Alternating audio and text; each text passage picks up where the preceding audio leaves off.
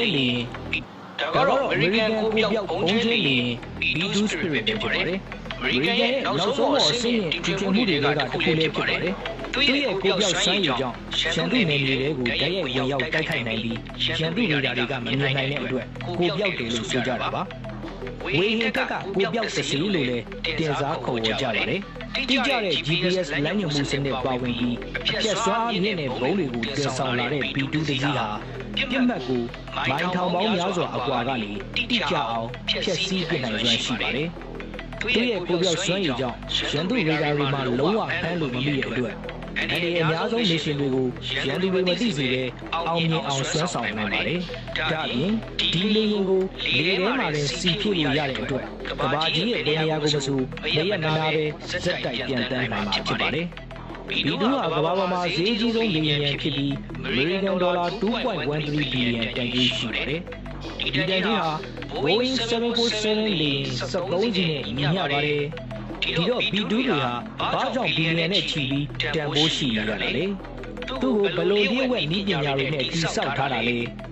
ဒီဗီဒီယိုလေးမှာတော့အဝေးဆုံးကွာဝေးကိုပြန်တန်းနိုင်ပြီးပြစ်မှတ်ကိုအလွန်တိကျအောင်တိုက်ခိုက်ချေမှုန်းနိုင်တဲ့ B2 Spirit ရဲ့လျှို့ဝှက်နည်းပညာတွေအကြောင်းကိုတင်ဆက်ပေးသွားမှာပဲဖြစ်ပါတယ်ခင်ဗျာ။အဲ့တော့ဗီဒီယိုလေးစတင်ရင်ကျွန်တော်တို့ရဲ့ Insight တန်ချက် channel ကို subscribe နှိပ်ပြီးဒီနားက notification ခေါင်းလောင်းလေးကိုနှိပ်ထားကြဖို့လည်းပြောချင်ပါတယ်။ဒီဒုတွေကိုစေအေးကာလအတွင်းတော့ကအလွန်ဝေးကွာတဲ့ပြစ်မှတ်တွေကိုတိတိစိတ်ဘုံကျဲနိုင်ဖို့အဆင့်မြင့်တင်ကြကြတာဖြစ်ပါတယ်။1989ခုနှစ်ကလေးကအမေရိကန်စစ်တပ်ရဲ့အရေးပါဆုံးလက်နက်တစ်ခုဖြစ်ခဲ့ပါတယ်။ဒီဒုလေယာဉ်တွေရဲ့အရှိကတော့69ပြီရှိရပြီးအတောင်မဲ့နှစ်ခုရဲ့အကွာဝေးကတော့182ပြီရှိပါတယ်။ B2 Spirit ကိုပြောက်ဘုံကျဲလေယာဉ်လို့ခေါ်ရတဲ့အကြောင်းကတော့သူ့ရဲ့ကိုယ်အောင်ဖြောင်းနိုင်တဲ့အဆင့်မြင့်နည်းပညာကြောင့်ပဲဖြစ်ပါတယ်။ကိုပြောင်နည်းပညာဆိုတာကတော့ B2 ကိုတိဆောက်ထားတဲ့ဒီဇိုင်းကြောင့်ပါပဲ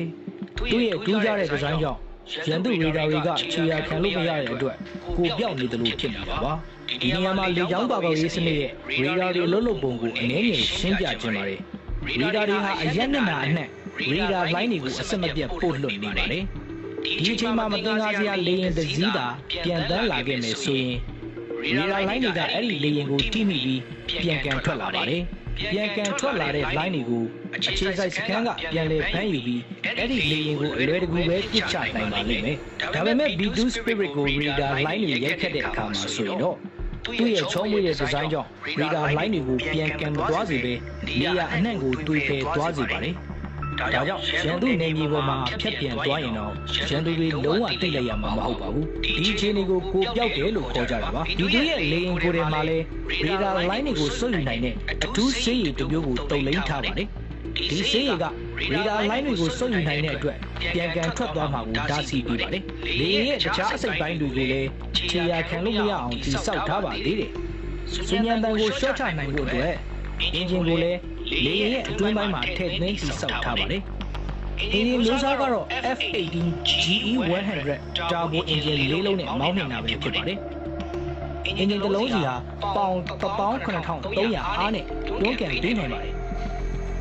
ဒါကြောင့် B2 Spirit ကို10နာရီလောက်ပြန်တန်းမယ်ဆိုရင်လေယာဉ်စီဂါလန်ပေါင်း4500ကုန်ကြမှာပါ။တန်ဖိုးငွေအားဖြင့်ကတော့ American dollar 2,900,000ကုန်ကြနိုင်ပါတယ်။စီတိုင်ဒီကိုတော့တောင်ပန်ထဲမှာမြုပ်နှံထားပြီးလေးတွေအားဖြင့်ပေါင်1,600,000တည်ဆောင်နိုင်ပါတယ်။ဒီရာကပဲ B2 ကိုမိုင်ပေါင်း6,000လောက်စီမဖြေပဲမရမနာပြန်တန်းစေနိုင်ပါပါ။ဒီတက်ပို့ပြီးဝေးပြန်တန်းခြင်းနဲ့ဆိုရင်လေစီဖြစ်လေရင်ဒီနဲ့မရမနာဆက်လက်ပြန်တန်းနိုင်အောင်ပါပဲဖြစ်ပါတယ်။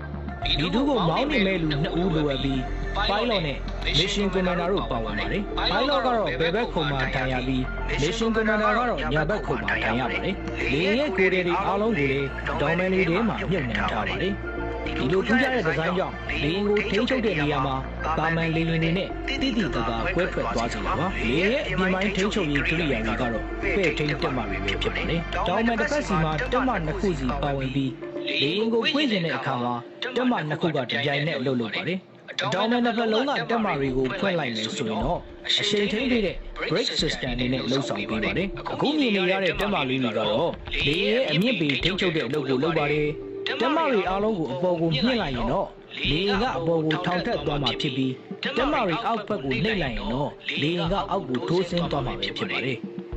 ဘယ်ဘက်ကတက်မရီကအပေါ်ကိုမြင့်နေပြီးညာဘက်ကတက်မရီကအောက်ဘက်ကိုနှိပ်ထားမယ်ဆိုရင်လေယာဉ်ကဘယ်ဘက်ကိုစောင်းသွားမှာဖြစ်ပြီး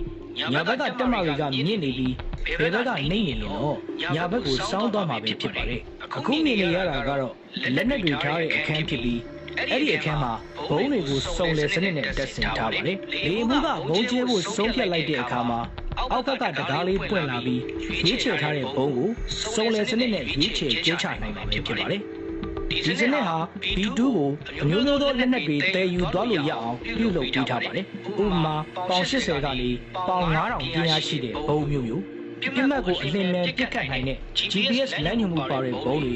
ကိုပြောစနစ်ပါတဲ့တာဝေးပစ်ဒုံးကျည်တွေနဲ့နျူကလ িয়ার ထိပ်တူးတဲ့ဒုံးကျည်တွေကိုတော့မှတည်ယူသွားနိုင်ပါတယ်။အသုံးများဆုံးဘုံကတော့ JDAM လို့ခေါ်တဲ့ GPS လမ်းညွှန်မှုစနစ်ပါတဲ့ဘုံပဲဖြစ်ပါတယ်။ B2 တစ်စီးဟာ JDAM ဘုံနဲ့ပြစ်မှတ်ကိုတိုက်ခိုက်မယ်ဆိုရင်ပြစ်မှတ်ရဲ့တီလီယာပေါ်ကနေဓာတ်ရိုက်ပြန်တန်းသွားစရာမလိုပဲ10မိုင်အကွာကနေတိုက်ခိုက်နိုင်ပါတယ်။ JDAM ဘုံဟာလေယာဉ်ပေါ်ကကျဲချလိုက်တဲ့ဒီတိုင်းနဲ့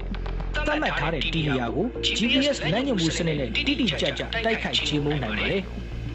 B2 Spirit ဟာကိုဖြောင်းနိုင်တဲ့စွမ်းရည်တိကျမှုနဲ့မိုင်ထောင်နဲ့ချီပြီးနေရာမနာပြန်တန်းနိုင်တာမျိုးကြောင့်အားသိစရာကောင်းတဲ့တူထွန်းမှုတစ်ခုပဲဖြစ်ပါတယ်။သူ့ရဲ့တမှုထူးခြားတဲ့ဒီဇိုင်းနဲ့အဆင့်မြင့်တဲ့နည်းပညာတွေကြောင့် B2 ဟာတခြားသောစစ်သုံးလေယာဉ်တွေမစွမ်းဆောင်နိုင်တဲ့မစ်ရှင်တွေကိုတိတိကျကျအောင်မြင်အောင်